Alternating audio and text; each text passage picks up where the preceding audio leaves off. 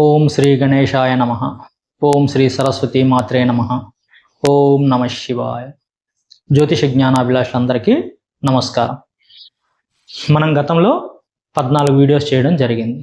ఈ 14 వీడియోస్లో జ్యోతిష్ శాస్త్రానికి సంబంధించిన ప్రాథమిక అంశాలు, తర్వాత 9 గ్రహాలకు సంబంధించిన 9 పేర్లకు సంబంధించిన విషయంలో ఏంటంటే, ఇప్పుడు సమాజంలో చూస్తే రకరకాలైన పేర్లు, తమాషాగా చిత్ర విచిత్రమైన పేర్లు ఉంటున్నాయి. అట్లా కాకుండా శాస్త్రంలో చెప్పినటివి మంచి పేర్లుగా ఒక 100 చిల్లర పేర్లు తెలియజేయడం అనేదే నా ప్రధానమైన ఉద్దేశం. పోతే ఇప్పుడు ఈ వీడియోలో మనం అసలు నేను జ్యోతిష్ శాస్త్రంలోకి ఎలా వచ్చాను అనే విషయాన్ని గురించి కొద్దిగా చర్చించుకుందాం. నేను చిన్న వయసులో నుంచి కొంచెం వామపక్ష భావాలు కలిగిన వ్యక్తిని.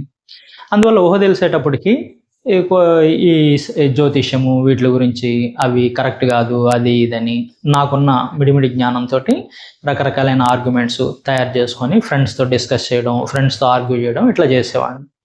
తర్వాత కొంతకాలానికి నేను యోగాలో ఎంఎస్సి చేయడం జరిగింది. యోగా చేసి క్లాసులు చెప్పేటప్పుడు కొంతమంది స్ట్రెస్, స్ట్రెయిన్, డిప్రెషను ఇటువంటి పదాలు వాడేవాళ్ళు. సరే, ఇవన్నిటి గురించి కూడా నాలెడ్జ్ మనకు సైకాలజీలో తెలుస్తుంది కదా అని ఎంఎస్సి సైకాలజీ చేయడం జరిగింది. ఎంఎస్సి సైకాలజీ చదివిన తర్వాత నా యోగా స్టూడెంట్స్కి నేను చాలా విషయాలు చెప్పగలిగే అవకాశం కుదిరింది. తర్వాత కొంతకాలం తర్వాత రెగ్యులర్గా వ్యాయామం చేసేవాళ్ళు, హెల్త్ అవేర్నెస్ ఉన్నవాళ్ళు, లైఫ్ స్టైల్ చాలా చక్కగా మెయింటైన్ చేసేవాళ్ళకు కూడా సడన్గా ఆరోగ్య సమస్యలు రావడం ఇవన్నీ జరిగేటివి. నాకు అర్థమయ్యేది కాదు, ఏంటిది ఇలా ఎందుకు జరుగుతుంది, వాళ్ళంతా కరెక్ట్గా ఉన్నారు కదా అని చెప్పి.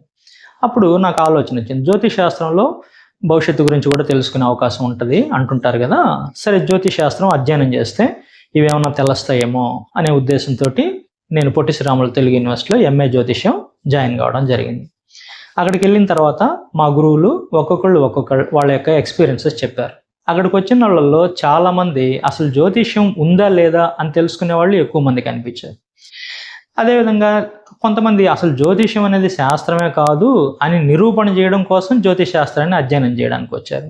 కానీ ఎప్పుడు కూడా నిజమే, వాస్తవమే కదా. అది తెలుసుకున్న తర్వాత, శాస్త్రాన్ని అధ్యయనం చేసిన తర్వాత వాళ్ళు పెద్ద జ్యోతిష్యులుగా ఎదిగిన సందర్భాలు ఉన్నాయి. అదేవిధంగా నేను కూడా అక్కడికి వెళ్ళిన తర్వాత జ్యోతిష్యాన్ని అధ్యయనం చేసి ఎవరికన్నా ఏదైనా ప్రాబ్లమ్స్ వచ్చినప్పుడు వాళ్ళ జాతక పరిశీలన చేసినప్పుడు నాకు చాలా అక్యురేట్గా సమాధానం దొరికేది.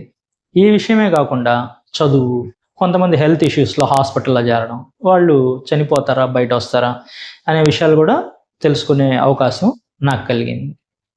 ఈ విధంగా అసలు జ్యోతిష్యం ఉందా లేదా అని తెలుసుకోవడం కోసం నేను జ్యోతిష్ శాస్త్రంలోకి వచ్చాను. ఇది నా జ్యోతిష్ శాస్త్ర ప్రయాణం.